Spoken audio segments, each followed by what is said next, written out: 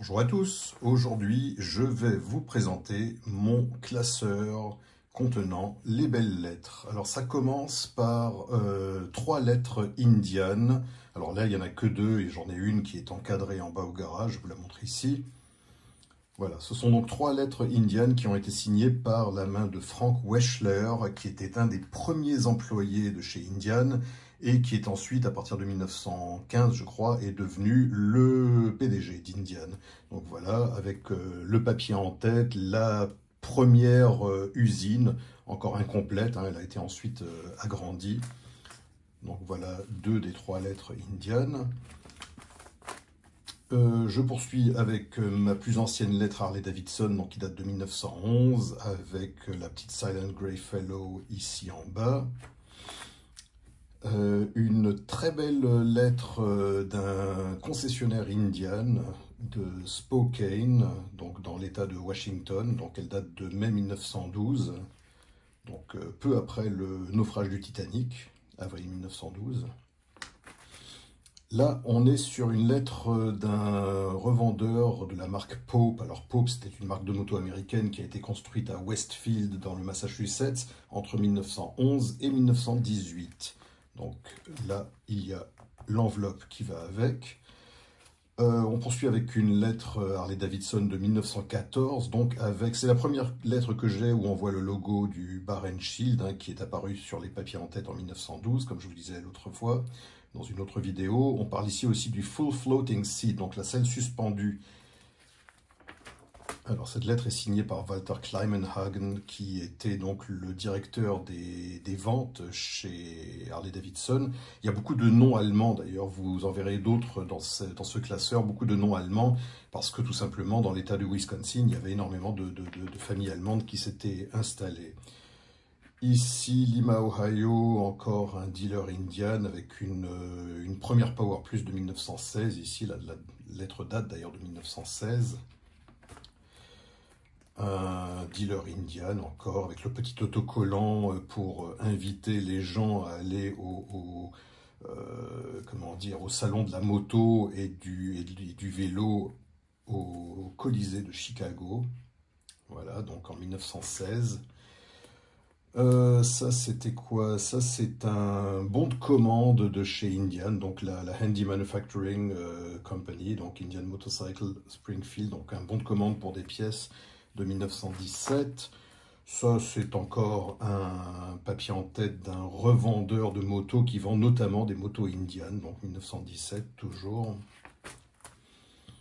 Là, on est sur un papier en tête d'un revendeur qui fait Excelsior et Indian. Et les pneus Firestone, donc en 1917. Ça, c'était l'enveloppe qui allait avec. Là, une lettre de 1924 de chez Harley-Davidson. Sur du papier jaune, d'ailleurs, c'est bizarre, oui. Là, c'est un papier en tête de 1927 d'Indian avec sur 2 pages avec l'enveloppe qui allait avec. Hein, malheureusement, elle est déchirée ici. Voilà, j'imagine que la personne qui a ouvert cette enveloppe n'imaginait certainement pas que quelqu'un allait garder tout ça pendant autant d'années, donc presque un siècle. Erich von Gumpert, encore un nom allemand, c'était le manager, le directeur du service exportation d'Harley-Davidson, donc 1927. Ah là, quelque chose d'un peu particulier, c'était d'ailleurs le sujet d'une de mes toutes premières vidéos.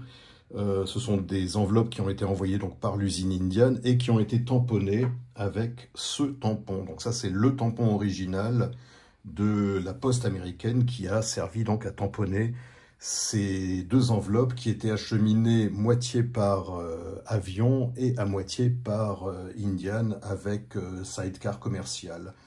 Donc voilà, j'ai toute une vidéo qui parle de ce tampon et de la petite histoire de ce courrier express qui a été lancé en 1928. Ça, c'est pas vraiment une lettre, c'est un papier de l'AMA qui présente donc la boucle de ceinture de 1934. Ça, c'est assez amusant, une lettre d'un département de police qui fait qui congratule Harley-Davidson pour l'excellence de ses motos. Et d'ailleurs, ici, il y a une photo qui est intégrée dans le papier à lettres avec les quelques motos de ce département de police. Ça, c'est un courrier de 1936 qui est signé de la main de Gordon Davidson. Alors, Gordon Davidson, c'était le fils de Walter Davidson, donc l'un des fondateurs, Walter Davidson, et sa femme, qui était née Emma Rosenheim, donc encore une Allemande qui s'était installée dans le Wisconsin.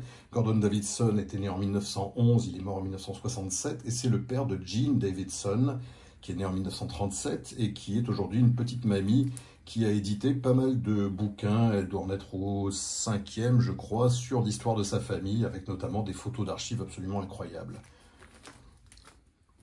Alors là, c'est quoi? Bon, c'est encore des enveloppes avec des motos américaines dessus. Rochester Harley-Davidson, je vous en avais parlé, j'avais fait une vidéo sur cette concession Harley qui bizarrement faisait la promotion des Indian Junior Scouts sur son enveloppe. Voilà, une lettre avec une signature imprimée d'Arthur Davidson. Donc ça, c'est comment dire, reproduit, non pas la photocopieuse, mais avec les systèmes d'impression donc des années 30. Donc là, on est sur un modèle, un Knucklehead 1939, vu la peinture. Voilà. Ça, c'est un double, une pelure d'oignon. Là, c'est un, comment dire, un carbone d'un courrier envoyé en 45. Lui, c'est le pilote d'usine Hal Chrysler. Donc ça, c'est une photo des archives Harley-Davidson avec le numéro ici. Là, une lettre signée d'Arthur Davidson. Là, c'est un papier en tête indienne de 1945 avec la petite récompense qu'ils ont eue de l'armée et de la Navy américaine pour leur implication dans l'effort de guerre. Et là, on entame une série de lettres. Alors là, j'ai récupéré tout un lot. Wallace Swartz, donc Wallis Service, c'était un petit concessionnaire de Greenville en Pennsylvanie. Et là, j'ai récupéré vraiment tout un stock. En 1947, Joe Kilbert, tiens, le directeur des ventes domestiques. Donc alors Joe Kilbert, souvent, tirait un peu les oreilles aux concessionnaires. Hein. Il y a des lettres où, franchement, il n'est pas très tendre avec eux. Ça, c'est Arthur Wegener, encore un nom allemand, donc, qui faisait partie du service des ventes. Joe Kilbert. Qu'est-ce que c'est? Ça, c'est encore une pelure d'oignon, donc encore un double de 1947. Là, on voit ici copie Harley-Davidson Motor Co.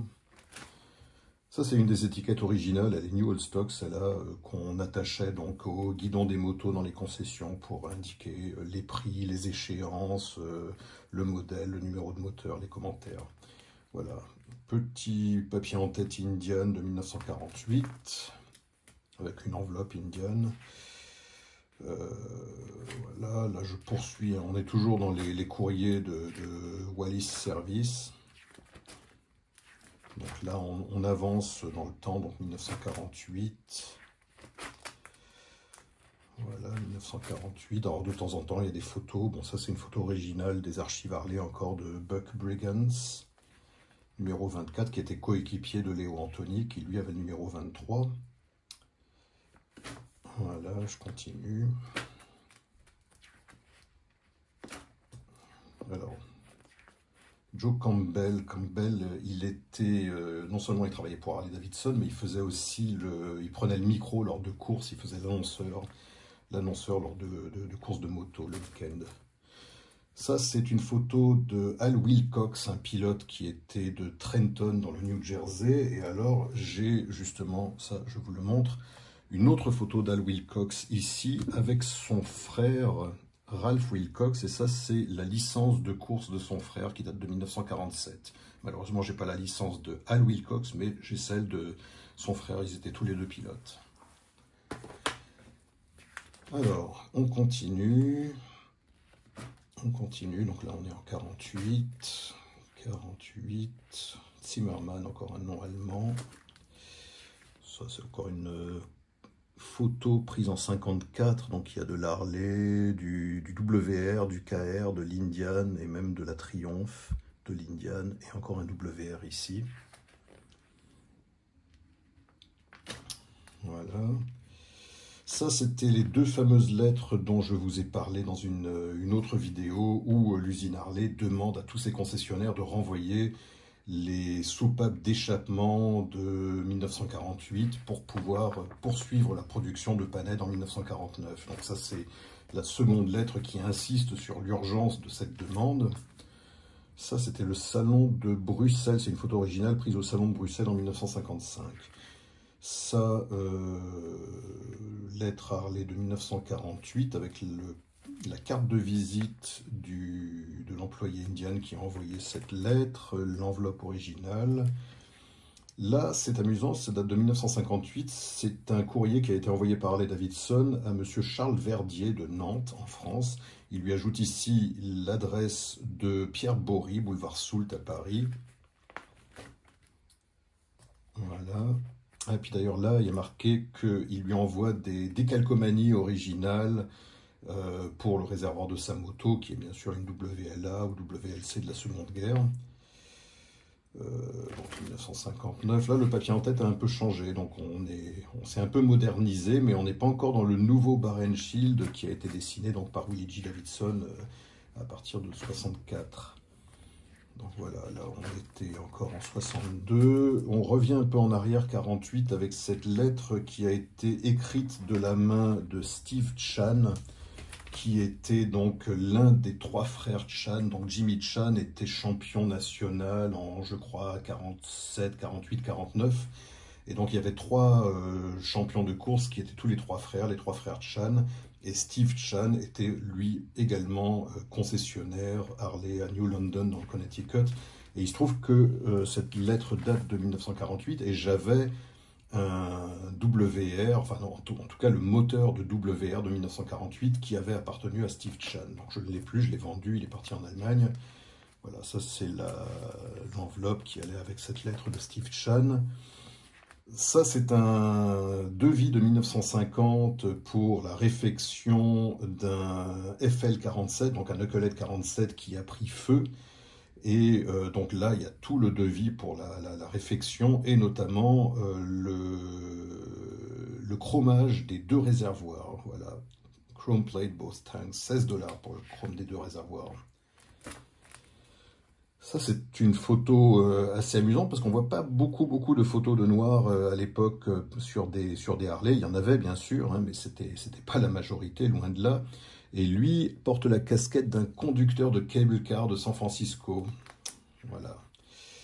Là, on est encore en 1955. Wallis Service, cette fois-ci, c'est l'inverse. C'est Wallis Service qui a envoyé un courrier. Donc ça, c'est non pas l'entête d'Harley Davidson, mais de la petite concession de Wallis. Bon, ça n'a rien à voir. C'était dans les modes d'emploi pour monter les pistons. Encore une vieille photo de course, des papiers en tête et des bons de commande Indian, mais qui n'ont pas servi. Là, c'est amusant parce qu'on est dans l'agence française des motocyclettes Indian, rue Lebon à Paris, dans le 17e. Voilà, là c'était un revendeur Harley Davidson, donc Guerquinet, qui faisait aussi les petites Harlettes Geco. Donc je crois que je vous ai fait une vidéo là-dessus d'ailleurs. Salty, c'était aussi un revendeur de motos, NSU, Royal Enfield, mais aussi Harley Davidson. Donc là, il parle notamment de pièces détachées neuves et garanties pour moto Harley Davidson. Donc on est en quoi, 1932 là. Voilà, India Moto. Alors là, c'était encore un revendeur de pièces Indian, donc de 1934, mais en France.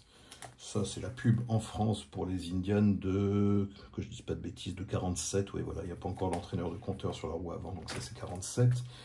Ça, c'est une photo originale signée de Petrali. Et puis bon, ben voilà, là, on arrive un petit peu au bout. Ça aussi, je vous ai fait une vidéo sur ce gars-là. Et là, voilà, on arrive au bout. Je vais très rapidement en profiter pour vous montrer, parce que là, j'ai quelques photos qui sont éparpillées dans ce classeur, mais mes autres photos sont principalement ici. Donc là, je ne vais pas vous les montrer une par une, mais voilà. Donc là, il y a énormément de photos originales. Donc ça va jusqu'au bout. Là, il y a de la vieille pub Harley en pagaille. Enfin voilà. Donc ça, c'est un autre classeur. je ne vais pas vous le montrer, là, détaillé photo par photo, parce que de toute façon, là, à l'écran, vous ne verriez pas grand-chose. Mais voilà, tiens, ça c'est encore une Pope. Justement, ce sont des séries de photos d'une Pope américaine. Il y a des photos de course, il y a de tout. Tiens, il y a du mur de la mort.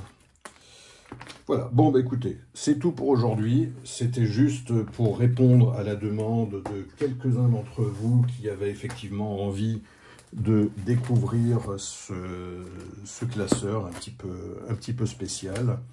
Ah, j'avais aussi une lettre Harley-Davidson qui est en bas, qui est encadrée. Non, c'est pas une lettre, je crois que c'est un bon de commande. Je vais vous le montrer à l'écran là, qui date de 1918. Donc ça c'est pareil, il n'est pas dans le classeur parce que j'ai préféré l'encadrer, le laisser au garage. Voilà, c'est tout pour aujourd'hui. Allez, je vous dis à bientôt. Ciao!